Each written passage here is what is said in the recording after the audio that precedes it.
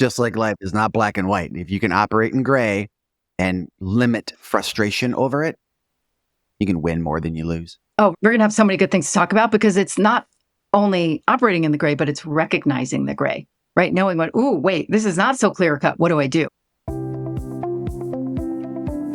Welcome to Leadership and Motivation Unleashed, practical leadership for modern workplaces. A podcast where we explore actionable strategies to help you lead with confidence, build cohesive teams, and create thriving workplace cultures.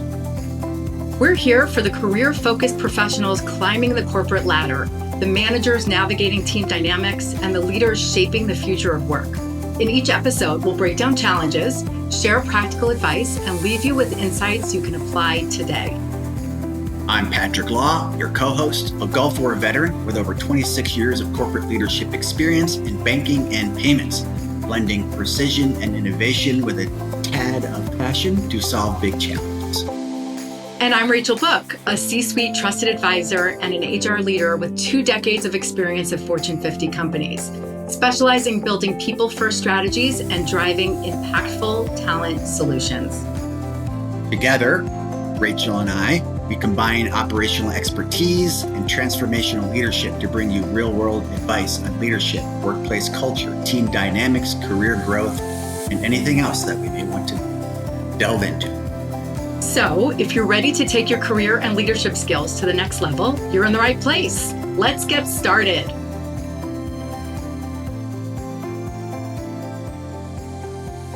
Hello, everybody. Welcome to season 2 of our podcast. I have Rachel Book joining me from downstate New York, just north of New York City, if you know the geography, and I'm currently in Dallas, Fort Worth. We're excited about season 2. We took 4 months off, lots going on with our employer and what we do for a living every day, and it's all exciting and good, and has certainly helped craft a lot of topics for us to discuss in season 2 in 2025. So I'm glad to be back. I know Rachel's glad to be back. She's going to run through some of the top trends that we're going to dialogue on, and we're going to jump right into it. Rachel? Awesome. Thanks so much, Patrick. Great to be back.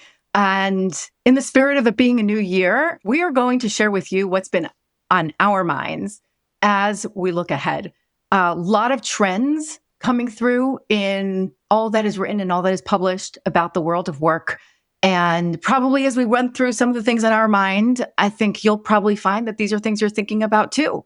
And so we're going to give you a brief summary and then we're going to jump in. And so over the course of the next few weeks, you will have deeper dive conversations on these topics to look forward to. And as always, we'd love your input. So drop us a note and let us know what you're thinking. If you agree, if you disagree, if you have additional insights, we would love to share your insights on future episodes with all of our listeners. Okay, so here goes. Are we ready? So one of the top trends that will not surprise you is everything AI, right? Artificial intelligence is the buzz, right? People are terrified of it. People are intrigued by it. People are fascinated by it. There's all different flavors. There's real AI and fake AI and ChatGPT and agentic AI and all of that. What we're going to talk about is, what is it? How do we use it in our favor? How do we use it for good and not for evil? And how do we mitigate the fears of many people around that particular topic? Because I think what we all know is that it's here to stay and it's only going to become bigger and better and broader. The next one we're going to talk about is remote work. Everyone's reading about return to office, remote work, hybrid work. Is it better? Is it worse? Can you be more productive? Is it harder to be accountable? Is it better for small companies, big companies, junior people, more senior people? That's going to be a big topic. Patrick and I both have experience with remote work, leading remote teams currently and recently post-pandemic, but also a long, long time ago before remote work was cool. So that's going to be a really, really interesting conversation. We're going to tackle ambiguity. The world is more ambiguous than ever before. And I think people are expected to figure out situations sometimes on our own, right? A lot of the hand-holding measures that were in place a long time ago don't exist anymore. So how do we handle and harness ambiguity? That's going to be an important topic. I love that one. The winners at work are always the people that can operate in the gray. Yeah. Just like true. life is not black and white. If you can operate in gray and limit frustration over it, you can win more than you lose. We're going to have so many good things to talk about because it's not only operating in the gray, but it's recognizing the gray, right? Knowing wait, this is not so clear cut. What do I do? And it's probably a different way of tackling a situation. So we're going to talk about more. Expect to have a lot to listen to on that topic. We're going to talk about navigating toxic environments. Environments can become toxic in many ways. And how do you deal with it, right? That's a topic that we wish we didn't have to talk about, but unfortunately it is a reality. And both of us have experienced those types of environments. Both of us have also made improvements to those kinds of environments. So we're going to talk about how you navigate it, but also how you fix it, correct it, try and correct it. And one more. This one I love. How do we handle the changing dynamic between employers and employees, right? Trust versus faith.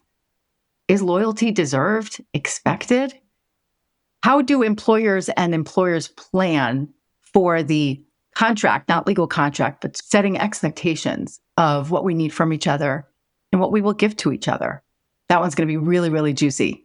This is a long time topic for me anyway. And for the people who listen to this that know me from the past, I talk about trust and faith at work all the time. And I don't mean the religious version. Like, I've learned the hard way in corporate America that the T word or trust is used too liberally. I think giving someone your trust is a very intimate thing. And I don't know if corporate America is built to keep its word. So I'd rather you break my faith in you or in the thing or in the company than break my trust.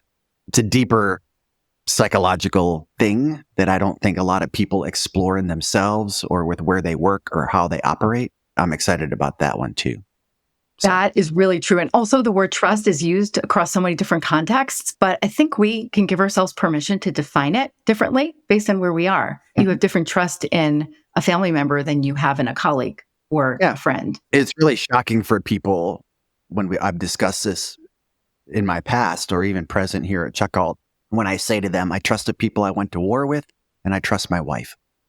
And then I just wait till facial expressions and reactions coming back. And everyone has a different definition of that. Oh, yeah. So I'm looking forward. This is going to be a good one. And then finally, another topic that we're really excited to dig into is leadership erosion, right? What are we seeing as we look around us at leaders across different businesses, enterprises, governments, whatever? How is leadership changing? How is the face of leadership changing? And is it a skill or a capability that can be developed? Is it effort that needs to be expended? What is it? And how do we address that? That's a cool one too. I mean, briefly, I believe people are born leaders, but I think there are parts of leadership that can be taught either through people demonstrating it in front of you or for you on purpose, mental assimilation into whatever environment you're in. If you're lucky enough to get a good leader, a good commander, a good boss, whatever. And then if you just have the natural instincts to take the initiative for self-improvement via self-awareness. I think a lot of people wander around feeling their way through things. I don't think it doesn't always have to be accidental. I think it can be purposeful. And then the outcome of the leadership erosion commentary is layoffs are like even bigger than they ever been, at least in the public psyche. I think the gig economy is changing where people want to work and why. You can blame it on COVID or just humans advancing or whatever, but people's priorities are different. I hear way more now than I did in the past about, well, I want to be home for dinner, or I want to be with my family more. I don't want to work all the time. And where I come from and the way I came up, it was all work. I'm not saying it's good or bad. I'm just saying there's a difference from the past to the present and the future. And leadership will cut through all of that, because holding the talent you're lucky enough to have comes down sometimes to the individual commander or boss or leader running the teams. And if you don't have that and are focused on it, or if you're just focused on the spreadsheet versus the humans behind the numbers you're trying to generate or the value you're trying to squeeze out or create, you're in trouble. So that's going to be a good one too. Oh, these are all going to be good. So this is what you have to look forward to over the next few episodes. Now, we are going to dig in deep. We're going to focus on sharing, framing out whatever it is on the topic or the problem or the issue Then we're going to share some of our experiences. We'll probably tell some crazy stories. We might share some things that we did that we're really proud of. We might also disclose some mistakes that we've made, right? Bumps in the road that we've learned from. And then we promise to leave you with at least one actionable takeaway from each topic. Things you can do as a leader to address some of these trends that are happening, whether we like it or not, or things you can do as an employee or as a team member to strengthen your position wherever you might be around some of these topics. So that's what we're going to do. Again, it's going to be fun. It's going to be interesting. It might be contrarian at times. We might surprise you. We might share some unpopular opinions, but we're really, really excited to have these conversations with you and most importantly, hear your feedback. So stay tuned. Thanks for tuning in to Leadership and Motivation Unleashed. If you enjoyed today's episode, please leave us a rating and review. It only takes 1 minute and it helps the show grow and reach more leaders like you in search of advice and motivation. Don't forget to subscribe so you never miss an episode. Please remember to share with your friends and family and coworkers, mentors, trusted advisors. This show is for everybody. See you next time.